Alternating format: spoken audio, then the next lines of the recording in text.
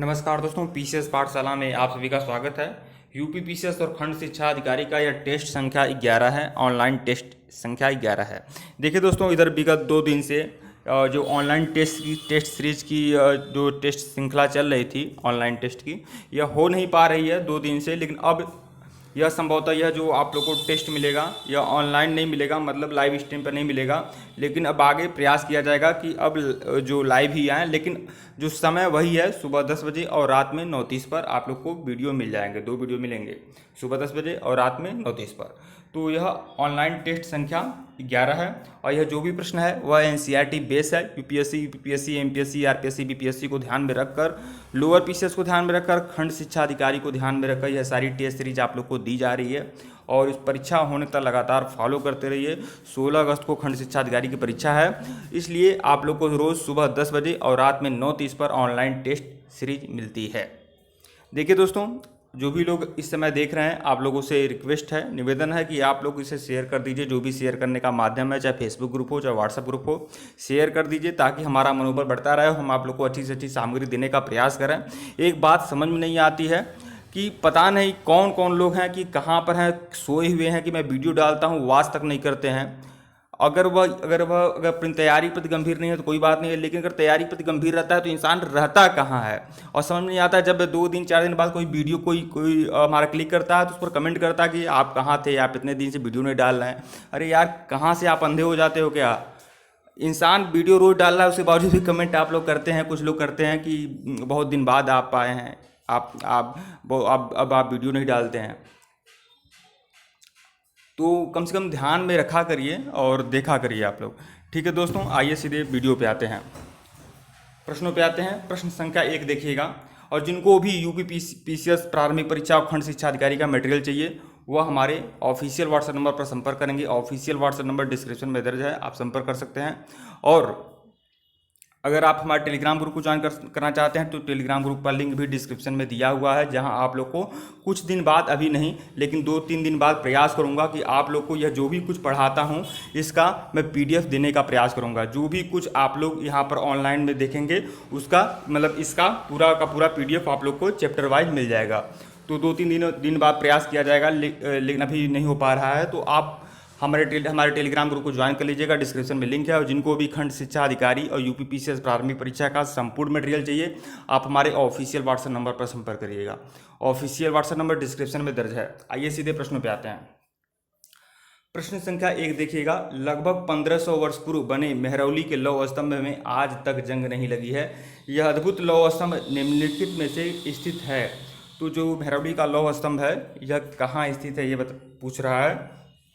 मध्य प्रदेश, बिहार, दिल्ली या आंध्र प्रदेश। तो यह मेहरौली का जो लौह स्तंभ है ये कहाँ स्थित है, यह पूछ रहा है। तो देखिए, मेहरौली का जो लौह स्तंभ है यह आपका दिल्ली में स्थित है, दिल्ली में। विकल्प सी। प्रश्न संख्या 2 देखिएगा। स्तूपों के संदर्भ में निम्नलिखित में से कौन सा कथन सही नहीं है। स्तूप का शाब्दिक अर्थ टीला होता है। स्तूपों में सजावट के लिए रखा जाने वाला गोल धातु का डिब्बा धातु मंजूषा होता है। स्तूप के चारों ओर परिक्रमा हेतु बना वृत्ताकार पथ प्रदक्षिणा पथ कहलाता है। डी है, प्रदक्षिणा पथ को रेलिंग को घेर दिया जाता है, जिसे वेदिका कहते हैं। तो कौन सा कथन सही नहीं है यह बताना है। तो देखिए, कथन ए देखिएगा, स्तूप का शाब्दिक अर्थ टीला होता है, तो यह तो सही है। पहला जो ये है वह सही है। बी देखिएगा, स्तूप में सजावट के लिए रखा जाने वाला गोल धातु का डिब्बा धातु मंजूषा कहलाता है। तो देखिए, जो धातु का डिब्बा होता है वो धातु मंजूषा ही उसे कहते हैं। लेकिन यहाँ क्या लिखा है, सजावट के लिए रखा जाने वाला। तो इस पर गौर करेंगे, जो धातु मंजूषा होता है वो सजावट के लिए नहीं रखा जाता है। दरअसल जो भी बहुत बड़े जो भी बौद्ध अनुयायी होते हैं बहुत पहले के, तो उनके जो बौद्ध विद्वान होते हैं, बौद्ध अनुयायी होते हैं पहले के, तो उनके शरीर का जो अवशेष होता है वह धातु मंजूषा में रखा जाता है। और जो भी वह यूज करते थे, जो भी सामान वह यूज करते थे, वह भी धातु मंजूषा में रखा जाता है। वह सजावट के लिए प्रयोग नहीं किया जाता है। तो यही जो है गलत है। बाकी सी, स्तूप के चारों परिक्रमा हेतु बना वृत्ताकार पथ प्रदक्षिणा पथ कहलाता है, सही है। और प्रदक्षिणा पथ को रेलिंग से घेर दिया जाता है, जिसे वेदिका कहते हैं, यह भी सही है। प्रश्न 3 देखिएगा। पूर्व मध्यकालीन आरंभिक हिंदू मंदिरों के संदर्भ में निम्नलिखित कथनों पर विचार करिए। तो पूर्व मध्यकालीन आरंभिक हिंदू मंदिरों के संदर्भ में निम्नलिखित कथनों पर विचार करना है। तो देखिए विचार करिए। मंदिरों का सबसे महत्वपूर्ण भाग मंडप का होता था। यह देखिए मंदिरों का सबसे महत्वपूर्ण भाग मंडप होता था। यह गलत है, क्योंकि सबसे महत्वपूर्ण भाग जो होता था मंदिरों का वह गर्भगृह होता था। और आज भी मंदिर का जो सबसे महत्वपूर्ण भाग होता है वो गर्भगृह ही होता है। गर्भगृह में ही देवी देवताओं की मूर्तियाँ होती हैं। दो देखिएगा, मंदिरों में गर्भगृह नाम की एक जगह होती थी। यह एक सभागार होता था जहाँ लोग एकत्र होते थे। तो यह भी गलत है। मंदिरों में गर्भगृह नाम की वह जगह नहीं होती थी जहाँ लोग एकत्र होते थे। मंदिरों में वह जो जगह होती थी वह मंडप कहलाती थी, वहाँ वह लोग एकत्र होते थे लोग। तो यह भी गलत है। सी देखिएगा, गर्भगृह के ऊपर काफ़ी ऊंचाई तक निर्माण कार्य किया जाता था जिसे शिखर कहते हैं। यह सही है। केवल 1 2 तो गलत है, सी केवल है वही सही है। उपरोक्त में से कौन सा कथन सही है? केवल 3, विकल्प सी। प्रश्न 4 देखिएगा, पुराणों के संदर्भ में निम्नलिखित में से कौन सा कथन सही नहीं है? पुराणों का पाठ पुजारी मंदिरों में किया करते थे। बी, इनमें पूजा विधियों के साथ साथ संसार के सृष्टि और राजाओं के बारे में भी कहानियां हैं।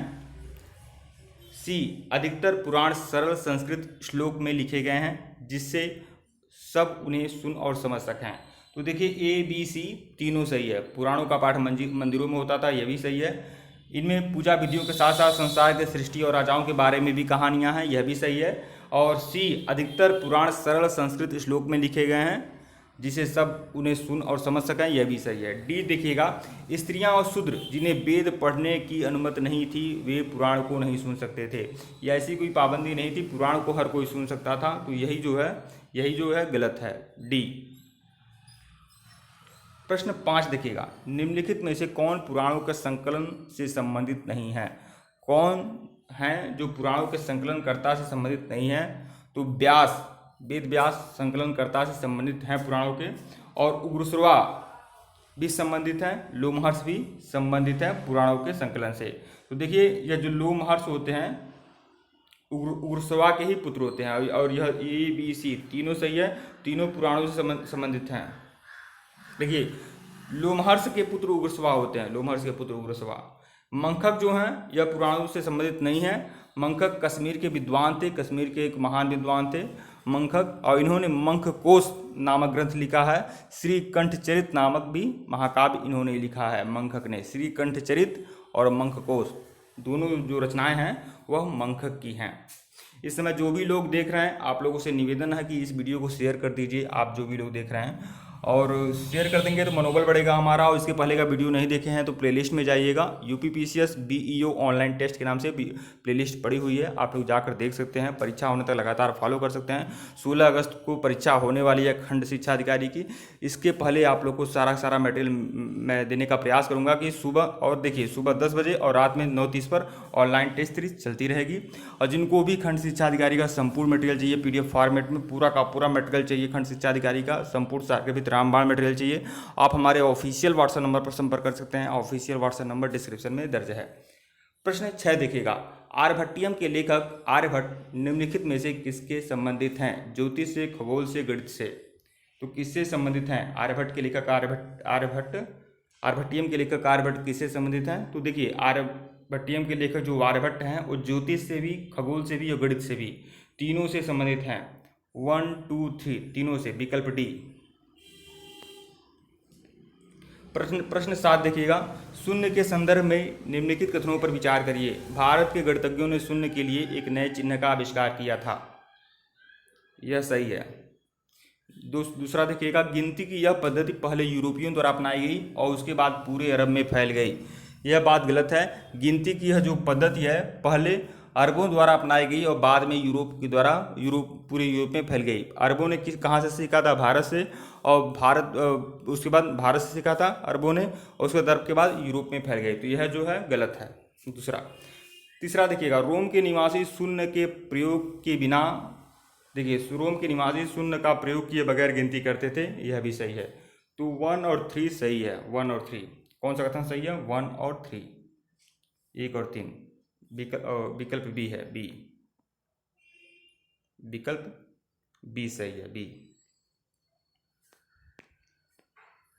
इस सीरीज का सबसे आखिरी प्रश्न, कागज का आविष्कार निम्नलिखित में से कहाँ हुआ था? भारत, चीन, अरब या यूरोप? तो कागज का आविष्कार हुआ था चीन में। चीन में कागज का आविष्कार हुआ था और चीन में लून नामक व्यक्ति ने कागज का आविष्कार किया था। लून, ऐसा माना जाता है, लून नामक व्यक्ति ने कागज का आविष्कार किया था चीन में। ठीक है दोस्तों, वीडियो को लाइक और शेयर जरूर करिएगा। जो भी लोग इस समय देख रहे हैं इसको शेयर कर दें। और ठीक है दोस्तों, धन्यवाद आप लोग को। जिनको भी खंड शिक्षा अधिकारी का मटेरियल चाहिए आप हमारे ऑफिशियल व्हाट्सएप नंबर पर संपर्क कर सकते हैं। ऑफिशियल व्हाट्सएप नंबर डिस्क्रिप्शन में दर्ज है। वीडियो को लाइक और शेयर जरूर करिएगा दोस्तों। धन्यवाद आप लोग को।